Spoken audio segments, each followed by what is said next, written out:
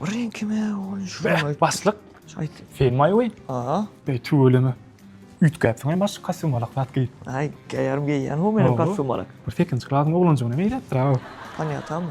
Yo, sapatyň ýaş bolupdyr. Ha, sağ ol. Tüöleme. Geýin o pas köprä bilen iýlenýän basykdy bir gowanalar. Ay sağ ol. Buon. Fekinci martama ýetip gelýär. Allah. Näme sowat berýän genjeme. Benim akşam maslahatlaştım geleceğim buraya şu an Akşam? oturuyorum. O maslaga da bolan. Gençen aytti. Kakas dedi. Yekece giydim bana. Örümden var ama.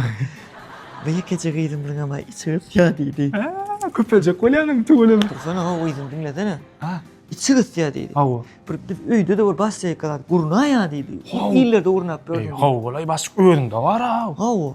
Indi menen şolun tekinci martına soğuk dip basya gurnacak. Liyetmesine murlacak. Öýüm içinde de olacak. Uyum içinde de gurnacak. Ay Ay tüöleme. tuva düşünler geldi. Oňar ya, bilen dışarıda basyk, bilen dışarıda. Ay ne tip bu palez ne adam tuğ Beýda, oňar ya, iň gow towgat basyk şu. Ne boyu sör biliyor musun gıycılaşım? Onu fekinci var basayın na. Va. Örüm höwes tekip basyk. Onu menem nesip bolda var ha. Bir sen gidersin sen gelen basyk bolumdy. Hukman menem basayı çıkıp towgat nemeçe. Nesip bolsa değil, nesip. Nesip bolda.